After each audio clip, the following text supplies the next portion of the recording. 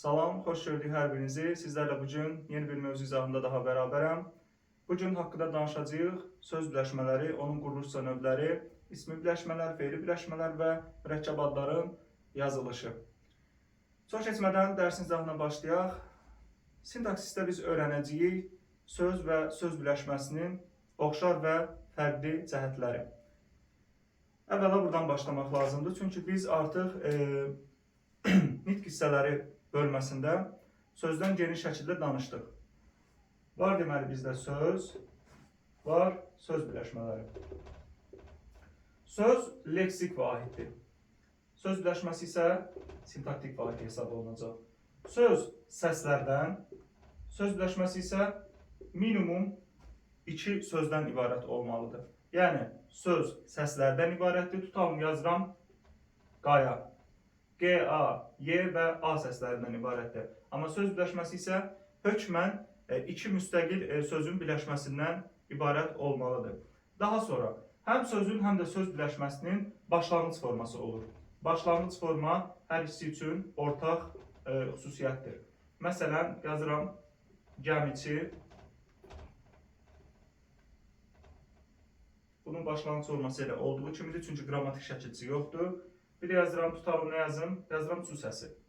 Bu da artıq bizə söz birləşməsidir və başlanğıc forması mövcuddur. Daha sonra həm söz birləşməsi, həm də söz cümlə üzvü vəzifəsində iştirak edə bilir. Məsələn, deyək ki, Akif gəldi. Nə etdi? Gəldi. Kim? Akif. Cümlədə mübtəda vəzifəsindədir. Bir də deyə bilərəm ki, su səsi məni valeh etdi. Məni valeh etdi nə? Su səsi. Aydındır. Belə, yəni cümlə üzvü vəzifəsində də iştirak edə bilir. Əsas məqamlar bunlardır. Bunlara fikir vermək lazımdır. Daha sonra biz söz və söz birləşməsini fərqləndirdik. İndi gəlin danışaq cümlə və söz birləşməsinin oxşar və fərqli cəhətlərindən. Cümlə bitmiş fikri ifadə edən anlayışdır. Məsəl üçün, mən dərsə gedirəm. Bir də deyirəm ki, dərsə gedəndə. Bunun ardı yoxdur axı. Yaxud da deyirəm ki, yaşıl bağlar. Fikir bitməyib, fikir bitkinliyi yoxdur.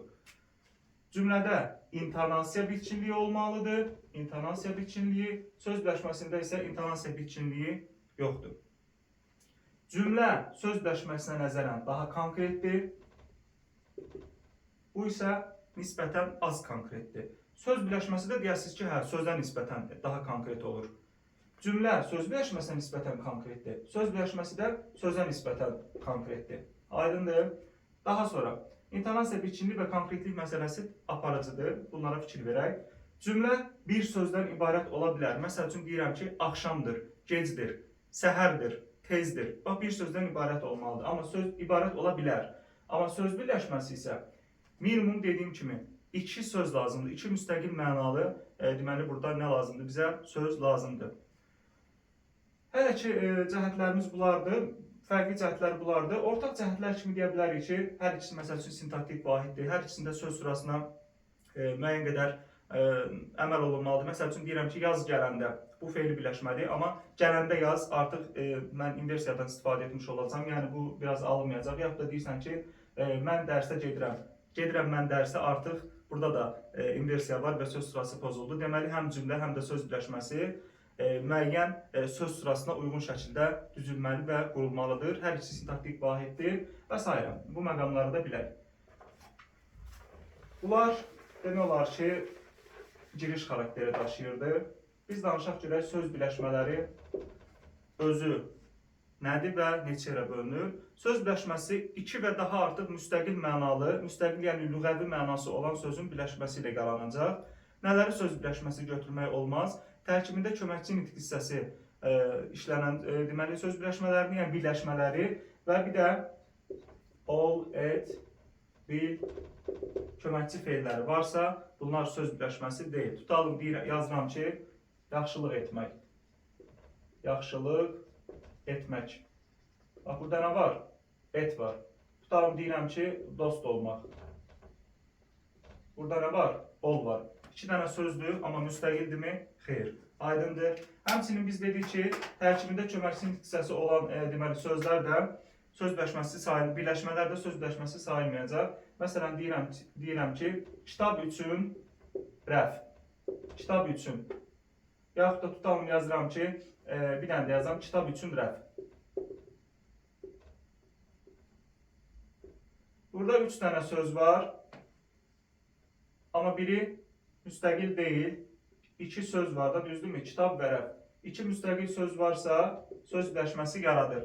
Amma burada 2 sözümüz var, amma biri müstəqildir. Yəni kitab sözü müstəqildir. 3-ün köməkçi hissəsidir. Bu söz birləşməsi əmələ gətirməyəcək. Deməli, köməkçi hissəsi söz birləşməsinin daxilində ola bilər. Nə zaman? Hökmən 2 müstəqil, minimum 2 müstəqil söz olarsa, hə, əlavə olaraq köməkçi hissəsində zaten orada bir rolu yoxdur. Sadəcə məna çalar yaradacaq deyə, hə, orada ola bilər. Nə zaman? Minimum 2 müstəqil söz olandan sonra köməkçi hissəsi işlənə bilər. Və s.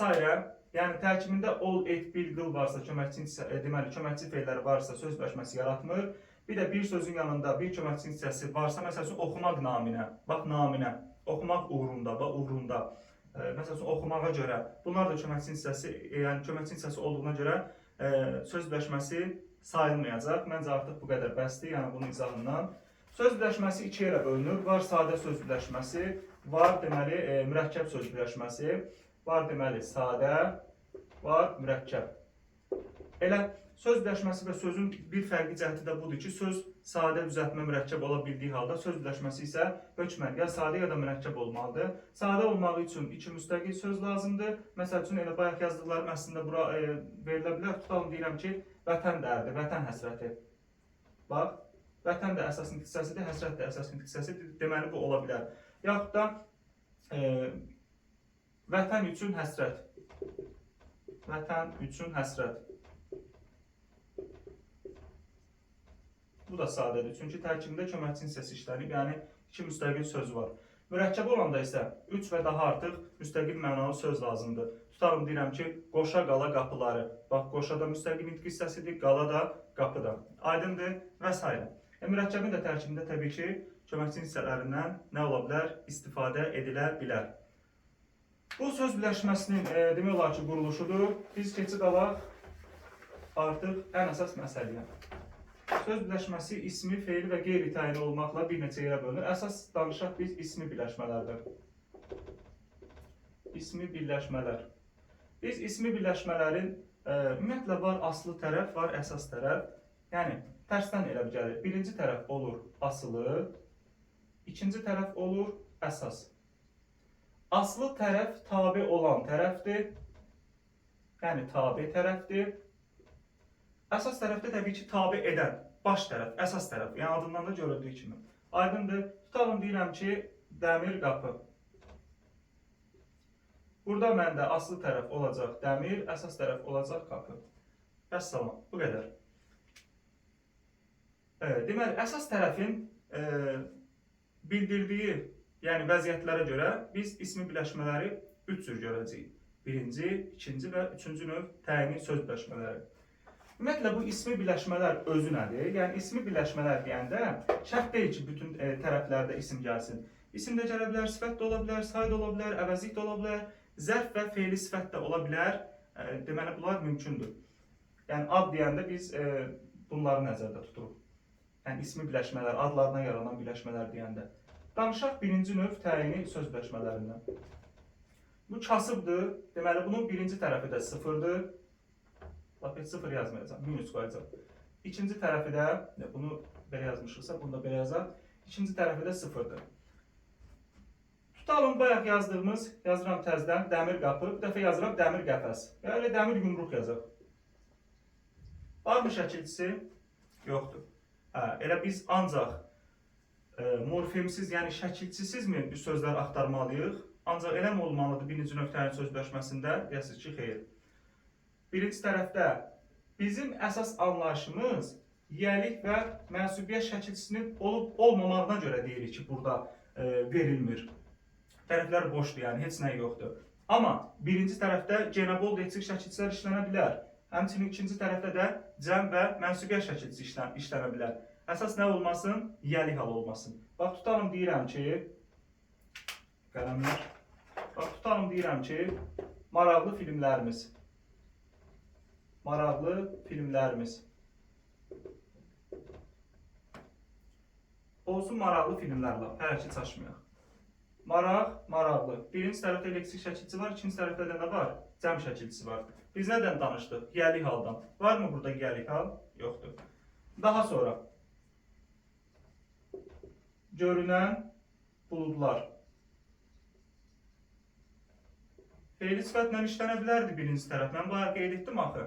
Yəni birinci tərəfdə fe'li sifət işlənə bilər. İkinci tərəfdə işlənsə bu artıq deməli fe'li birləşmə olacaq. Bax, ən sadə bir örnək yazım. Tutalım deyirəm ki, gələn qız. Birinci tərəf təyin vəzifəsindədir. Anən burada deməli ismi birləşmənin tərkibində işlənə bilər. Üzr istəyirəm. Amma desəm ki, dərsə gedən yaxud da dərsə gələn, burada artıq fe'li birləşmədir. Mən sizə rahat yolla deyirəm ki, birinci tərəfdə varsa fe'li sifət, ismi birləşmədir.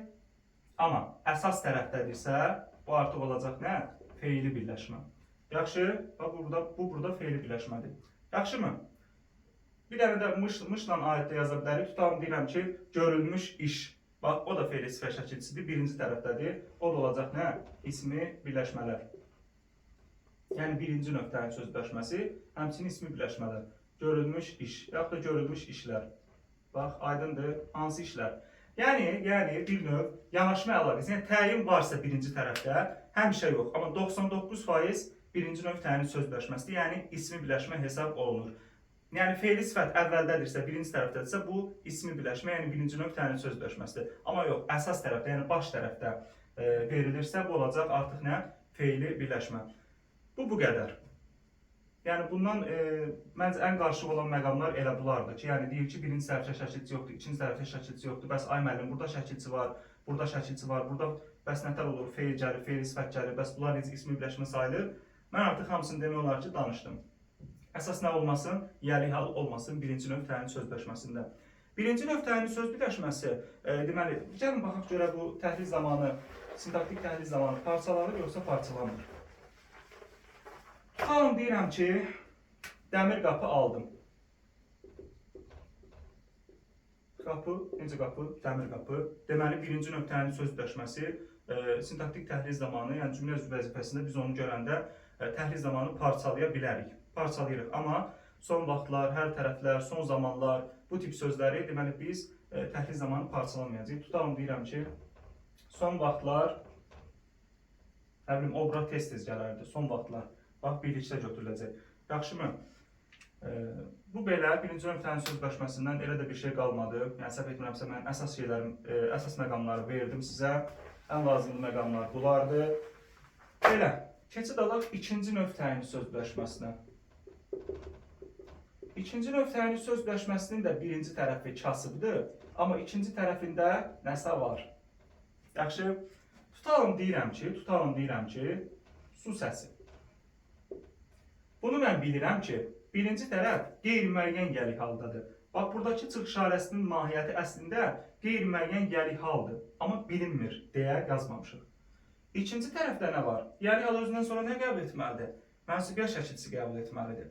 Deməli, biz deyirik ki, ikinci növ təyin söz birləşmələri, deməli, birinci tərəf qeyri-müəyyən gəlik hal, ikinci tərəf isə üçüncü şəxsin mənsubiyyətini bildirməlidir. Aydındırmı? Bax, bu da belə. Tutalım deyirəm ki, su səsi məni heyran edir. Məni heyran edir nə? Su səsi. Deməli, təhlil zamanı parçalanmayacaq bunlarda. Daha sonra ikinci növ təyin söz birləşməsinin tərəfləri birlikdə cəmlənmir. Tərəfləri birlikdə cəmlənmir.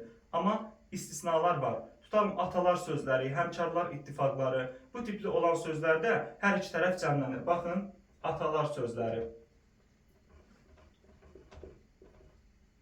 Bax, birinci tərəfdə cəmlənib, ikinci tərəfdə cəmlənib. Aydındır. Amma başqa nə yazaq? Tutalım deyirəm ki, nağıl dünyaları. Bax, birinci tərəf cəmlənməyib. Əslində bu nədir? Nağılın dünyaları da, düzdürmü? İkinci növ təyin söz birləşməsidir. Mən buna asanlıqla müəyyən gəlik halı bərpa eləsəm, artıq 3 olur. Yəni, yazıda bunu versə ki, nağılın dünyaları, bax, nağılın dünyaları, yəni nağıl dünyası mənasında. Nağılın dünyaları, bu artıq deyəsiniz ki, xeyr, mənim bu üçüncü növdür. Mən sadəcə bunu beynimdə bərpa edə bilirəmsə bu ikinci növdür. Amma yazıda bunu mənim gözümün içinə bir növ versə, bu artıq üçüncü növdür. Aydındır? Yəni bununla bunu qarışdırmayaq.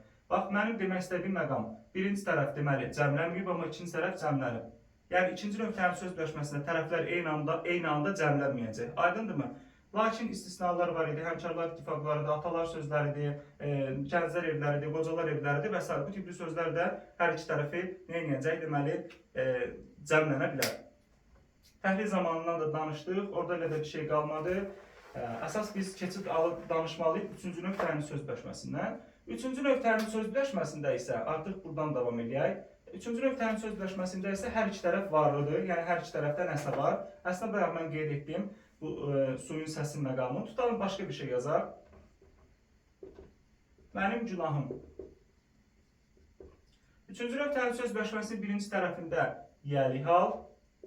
İkinci tərəfində isə yəli hal nə götürür? Mənsubiyyət şəkilçisi verilməlidir. Üçüncü nöqtənin söz birləşməsi də təhlil zamanı parçalanmayacaq. Amma, bayaq onu deməyi unuttum. Birinci nöqtənin söz birləşməsinin arasına söz girmir. Yalnız bir sayı istisna ola bilər. Məsəl üçün, gözəl qəfəs, gözəl bir qəfəs. Bu ola bilər. İkinci növə ümumiyyətlə söz girmir. Üçüncü növə isə zibil qutusudur elə. Yəni, istənilən qədər söz daxil ola bilər. Tutalım, deyirəm ki, mənim günahım da şirindir. Şirindir nə? Mənim günahım. Yaxud da deyirəm ki, mənim nə olsun? Mənim böyük günahım olsun elə belə. Mənim günahım zaten üçüncü növdəydi. Arasına söz girib bunun mənasını, mahiyyətini dəyişdirməyəcək. Bu belə, yəni üçüncü növ dedik ki, zibil qutusudur. Arasına hər şey daxil ola bilər. Biz burada nədən danışmalıyıq? Tutalım, deyirəm ki, bax, bizim evimiz, bu neçənci növdür? Deyəs ki, mənim üçüncü növdə, düzdürmü? Burada da şəkilçi var, yəli haldır, burada da var. Yəli hal deməli, hökmən birinci tərəfdə iştirak eləməlidir. Üçüncü nöqtənin söz birləşməsində ikinci tərəfdə yəli hal ola bilməz, birinci tərəfdə olmalıdır. Aydındırmı? Bizim evimiz yolun kənarındadır. Bax, burada da üçüncü növ var, burada da üçüncü növ var. Deməli, üçüncü nöqtənin söz birləşməsi cümlə üzv vəzifəsində bir cümlə daxilində hər ikisi baş üzv ola bilər. Yolun kənarındadır. Nə? Bizim evimiz. İndi mən nəyi izah edəcəm, həmçinin bundan da danışaq. Yolun, bax, müəyyən yəli hal var burada, düzdürmü? Yolun kənarı, düzdür? Deməli, üçüncü nöqtənin söz birləşməsi ilə ifadə olunur nə? Xəbər. Yolun kənarındadır. Nə? Bizim evimiz. Bax, burada im var, yəli hal, burada da var mənsubiyyət. Deməli, bu da üçüncü nöqtənin söz birləşməsi ilə ifadə olunmuş, deməli, mübtəda hesab olunur. Bu belə. İndi mən bundan mı danışacaqdım? Xeyr, mən nədən danışacaqdım? Mən onu deyəcəkdim ki, üçüncü nöqtənin söz birləşməsində əgər deməli, birinci tərəfdə, hər iki tərəfdə müəyyən şəkilçilər varsa, təhlil zamanı parçalanmayacaq. Amma bunun bir dənə var əmsi uşağı. Tutalım. Desəm ki, bizim ev artıq, nə bilim, çayın kənarındadır, yolun kənarındadır. Bu yazım artıq. Yolun kənarındadır. Deməli, yolun kənarındadır. Nə? Ev. Hansı ev? Bizim ev. Bax, bura fikir verin. Əgər ikinci tərəf buna əsasən mənsubiyyəti qəbul etməyibsə, bu təhlil zamanı parçalanacaq. Amma bu da üçüncü növdədir. Aydındır. Bunu götürüb başqa bir növdə axtarmayın. Ya birinci növ içində axtarmayın. Ya nə bilim, ikinci növ içində axtarmayın. Yaxşımı? Bu da üçüncü nöqtənin söz birləşməsi hesab olunacaq. Bir də var bizdə çox belə kiçik qeyri-təyini ismi birləşmələr. Yəni bunda beynimizi yorası heç bir şey yoxdur. Biz nə danışdıq? Biz yəli və mənsubiyyət şəkilçilərindən danışdıq ki, yəni bunlar varsa, deməli ikinci və üçüncü növdə, yəni bunlar varsa, bunlar rahatlıqla ismi birləşmələrdir. Birinci növdən də geniş şəkildə danışmışdıq. Bəs axı o ismin, o yazıq ismin yəli haldan başqa da halları var idi, düzdür? Məsəl üçün adlıq halı var idi, təsirli halı var idi, yerli halı var idi, çıxışlı halı var idi. Qeyri-ismi birləşmələr odur ki, tərəflər arasında yəni biri digərini təyin edirdi. Əlavə, yəni onun izahına ehtiyac yox idi. Amma qeyri-təyin ismi birləşmələrdə isə əksinə, yəni tərəflərlə ki, biraz müstəqillik qazanıb. Bax, başa düşəcəksiniz. Başa düşməsəz belə əzbərləyin. Yəni ismin təsirlik, yerlik, çıxışlıq, elə adlıq və s. Yəni yəli haldan başqa. Birinci tərəfdə varsa bunlar olur qeyri-təyinli ismi birləşmələr. Tutalım deyirəm ki, vətəni müdafiə.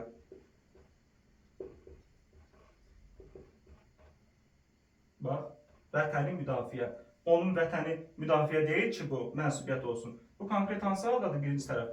Təsirli haldadır. Deməli, burada nə var? Qeyri-təyini ismi birləşmə. Düzdür, testlərdə çox vaxt bu anlayışlardan istifadə olunur. Siz yenə də bunu ismi birləşmə olaraq götürün. Yəni, fərqi yoxdur. İsmi birləşmə, qeyri-təyini ismi birləşmə, adının içində zaten ismi birləşmə var. Əsas odur, fe'li birləşmə deyil. Yaxşımı? Tutalım, deyirəm ki, bu qeyri-təyini ismi birləşmələr qoşmalarla işlənə bilər. Tutalım, deyirəm ki, bax, Babək kimi qəhrəman. Bax, adlı xalla qoşulmuş qoşmadır, düzdür? Deməli, adlı xalla işlənə bilər, təsirli xalla işlənə bilər. Tutalım, deyirəm ki, nə bilim, nə deyim, hamıdan uca, bax, dan dənlə orada işlənir və s.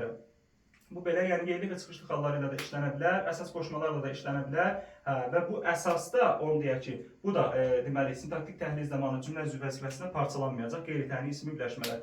Yəni, birinci tərəfdə müvafiq hal şəkilçiləri varsa, qeyri-təyinli ismi birləşmələrdir. Axı, çünki biz birinci, ikinci, üçüncü nöqtənin söz birləşmələrində hal şəkilçilərindən danışmamışdıq, gəli hal çıxmaq şərti ilə. Düzdürmü? Bax, məna budur. Yəni, bunu necə başa düşərsiniz artıq? Mən uşaqlarıma da deyirəm, öz işinizdir. Yəni, bəzi uşaqlar çətinlik çəkir, biraz xırdalıqları çoxdur deyə, amma heç də əslində çətin bir şey deyil. Sadəcə göz yaddaşı ilə də əzbərləyə bilərsiniz ki, birinci tərəfdə konkret olaraq ismin hal şəkilçiləri varsa, bu olacaq qeyri-təyinli ismi birləşmələr sadaladığım hallardan başqa. Bu belə. Nədən danışaq? Biz danışaq artıq fe'li birləşmələrdən. Fe'li birləşmələrdən mən çox qısa, hətta şifahi şəkildə danışmaq istəyirəm. Çünki fe'li birləşmələri bilmək üçün biz qayıdıb artıq fe'l videosuna keçməliyik. Yəni, fe'li siz təşkil eləməlisiniz ki, məsdər nə idi, fe'li sifət nə idi, fe'li bağlama nə idi və s.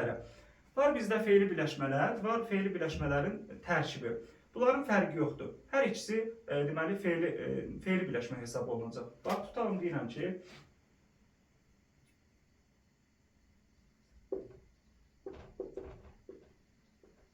çətindir. Nə? Dərs oxumaq. Deyəsiniz ki, bəs bayaq danışmışdıq ki, ol, et, bil, qıl və s. Axı, burada o köməkçi fe'llər idi, amma burada oxu konkret fe'ldir. Aydın oxumaq çünki tək başına məna etibar eləyir axı, amma deyirəm ki, dost olmaq. Olmaq nə, dost görsən ki, artıq alınmır. Çətindir, nə? Dərs oxumaq. Məsdər tərkibi varmı burada? Siz xatırlayırsınız ki, məsdər tərkibi deyəndə biz nə başa düşürük? Tutalım, deyirəm ki, oxumaq çətindir. Çətindir, nə? Oxumaq. Bu məsdərlə ifadə olunub, düzdür? Təbii ki, burada birləşməsi yoxdur, birləşmədən söhbət getmir. Amma məsdər tərkibi lazımdır ki, bizə nə lazımdır? Yəni, məsdər sağına, soluna fərqi yoxdur, ətrafına söz toplaya bilsin. Məsdərin şəkilçisində bilirsiniz, ma etmək, yaxud da ma üstü və s. məqamlar, orada mənsubiyyətdən də danışa bilərik. Bu belə. Fe'li sifət tərkibi ilə ifadə oluna bilər. Yəni, fe'li birləşmə deyəndə məsdər tərkibi, fe'li sifət tərkibi, fe'li birləşmə tərkibindən. Yəni, onların birləşməsindən danışmalıyıq. Fe'li sifət şəkilçilərin o sütunla hamısını əzbərləyəcəksiniz. Mən nə yazım artıq? Tutalım, deyirəm ki, bir dənə istisna qaydamız var. Bax.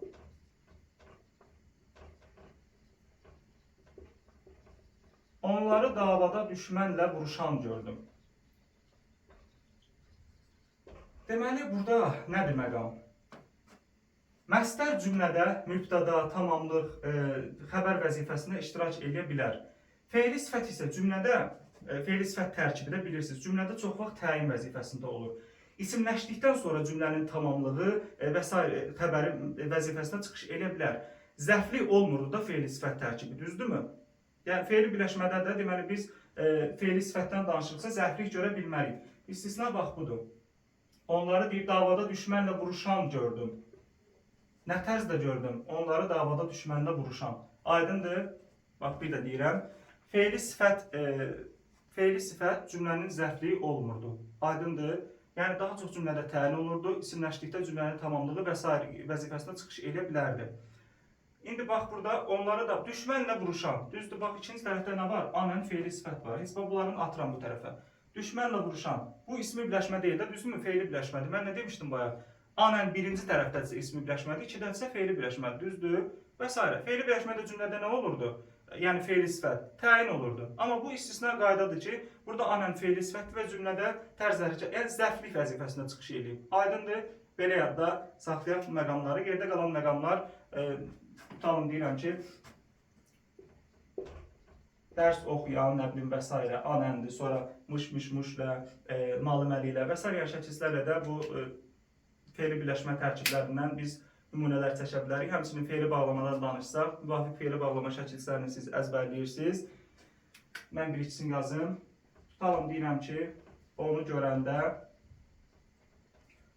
nə bilim gözlərim yerindən çıxdı. Nə zaman onu görəndə bax anda əndə fe'li deməli bağlama şəkilçisi ilə işlənib. Yəni ikinci tərəfdə müvafiq olaraq məsdər, fe'li sifət və fe'li bağlamanın şəkilçiləri varsa, bunlar artıq hamısı fe'li birləşmə hesab olunacaq.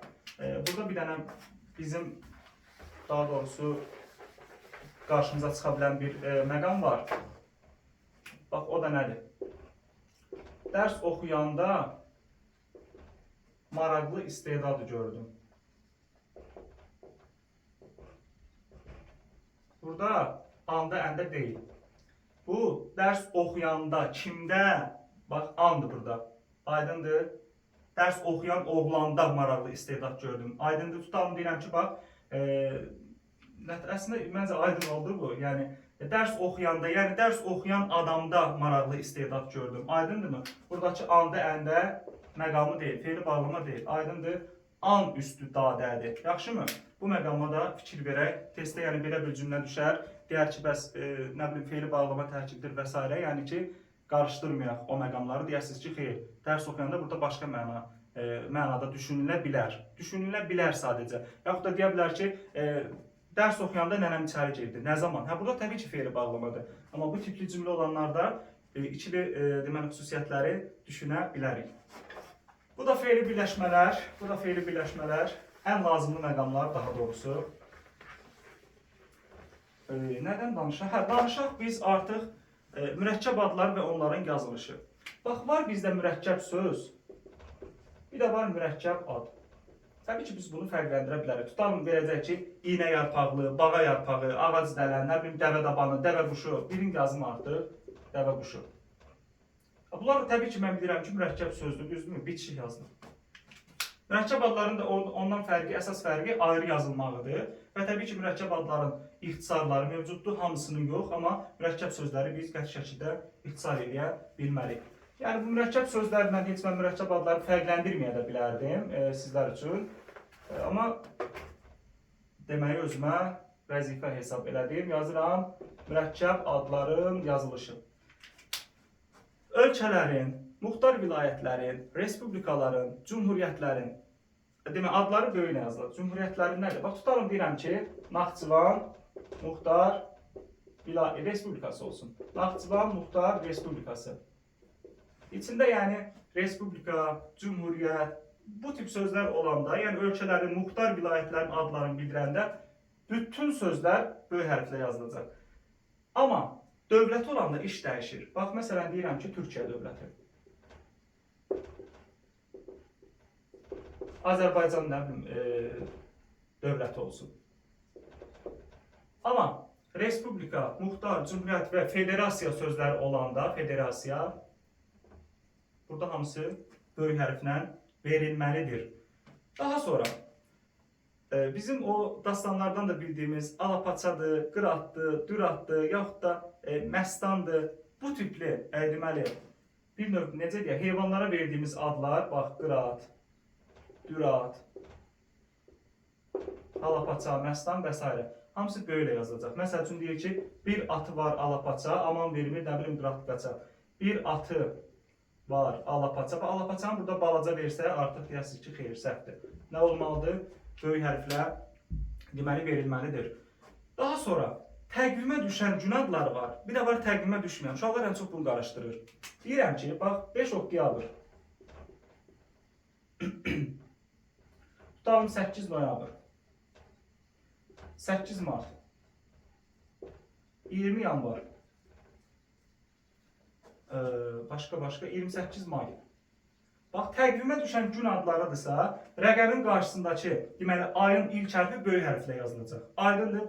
5 oktyabr, 8 noyabr, 8 mart, 20 yanvar, 28 may və s. Amma tutalım yazıb ki, nə bilim, 3 oktyabr böyük ilə. Deyəsən ki, 3 oktyabrda nə var idi? 3 oktyabrda heç nə yox idi, düzdür? Təqvimə düşən əlamətlər gün adlarını əzbərləmək, ondan sonra bura həmin bu videoya keçid almaq lazımdır. Deməli bu olacaq necə? Balaca hərflər. Yaxud da yazar ki, nə bilim, nə yazsın? 10 yanvar. 10 yanvarı tutar böyüklə verər. Belə deyərsən ki, xeyr, səhv. 10 yanvarda heç bir əlamətlər gün yoxdur axı. Aydındır. İndi bunların bir də var, sözlə yazılışı. Bax, 8 mart nə günüdür? Beynəlxalq Qadınlar Günüdür, düzdür? Tərkibində günü, bax, Beynəlxalq Qadınlar Günü. Hamısı necə yazılacaq? Böyüklə, deməli, yazılmış olacaq. Yəni, bunların hərfə keçdiyi məqamlar da necə yazılacaq? Böyüklə yazılacaq. Nə zaman? Yəni, tərkibində günü, bayramı, sözləri olanda. Bu, belə. Yəni, birinci tərəf böyüklə yazılacaq. Daha sonra biz nədən danışa bilərik? Danışa bilərik okeanların, çayların adlarından, sülalələrin adlarından və s. Tutalım deyir ki, Sakit Okean. Təbii ki, mən burada okeanı böyüklə yazsam, bu səhvdir. Fərqləndirilən hissənədir sakit. Vəssalam, Atlantik Okean. Nə bilim, Xəzər gölü. Mən gölünü götürün böyüklə yazım ki, bu gölü nə bildirir ki? Aydındır. Xüsusi isimlər böyük, onu izah edən ümumi məfhumlar isə kiçik hərflər deməli neynəyəcək? Yazılacaq. Həmçinin mən qeyd etdim ki, sülalə adları. Yəni sülalə adlarından birinci tərəf böyüklə yazılacaq. Məsəl üçün, Səfəvi sülaləsi, Səfəvilər sülaləsi olsun. Xüsusilik bunun Səfəvi olmağındadır, sülalə olmağında deyil ki, düzdür. Onu ifadə edən ümumi isim kiçik, xüsusi isim böyük yazılacaq. Yəni Osmanlı da yazar, Osmanlı sülaləsi və s. Yəni Tüdorlar sülaləsi və s. Tüdorlar sülaləsi. Bax belə. Daha sonra qəzet, nəşriyyat, mətbuat orqanları dırnaq içində yazılacaq. Məsələn, Ana və Şəkil povesti.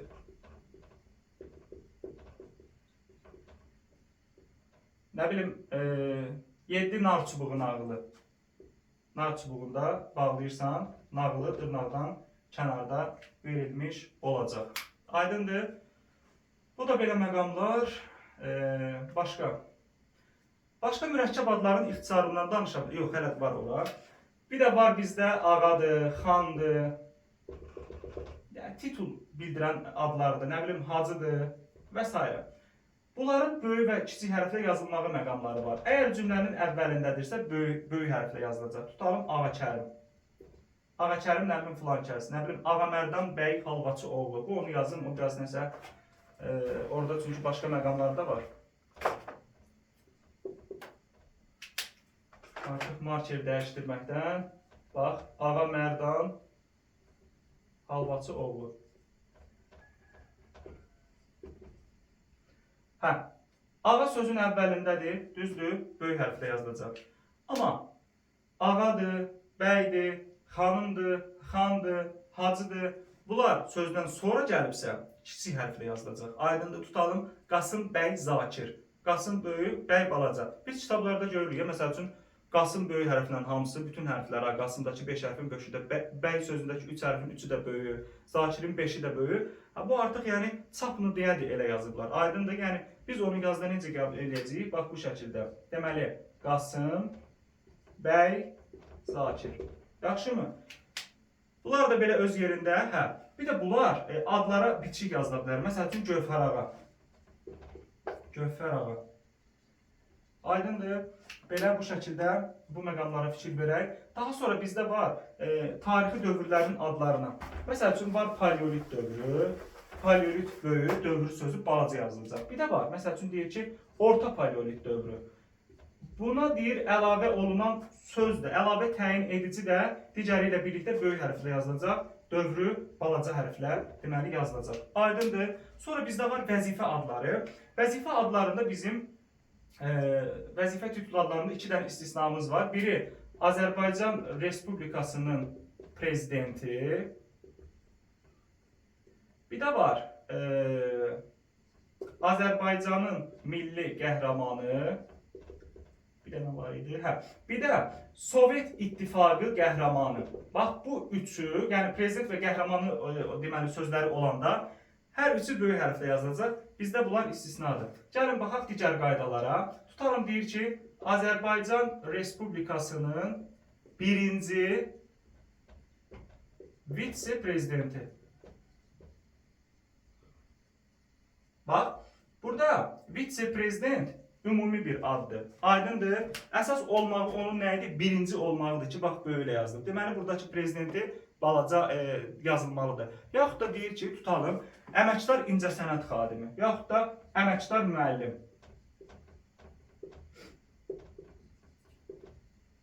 Bax, əsas qabardılan nədir? Onun əməkdar olmalıdır. Ona görə də böyük hərflə yazdım. Yaxud da deyir ki, xalq artisti. Xalq böyük, artisti balaca. Burada da bunu balaca yazmışam. Hə, balacadır. Aydındır. Bu da belə vəzifə hissələrindən də hələ ki bu qədər. Mürəkkəb adların yazılışında da əsas məncə lazımlı olan məqamlar bunlardır. Belə, növbəti dəfə biz inşallah danışacağıq sintaktik əlaqələr və yəqin ki davamı. Baxarıq indi vəziyyətə. İzlədiyiniz üçün təşəkkür edirəm. Mən çalışdım ki, lazımlı məqamları sizlərə verim. İzaha keçməzdən öncə dərsi ən azından bir dəfə kitabdan oxuyun və bu lazımlı məqamlara da fikir verin. Sağ olun.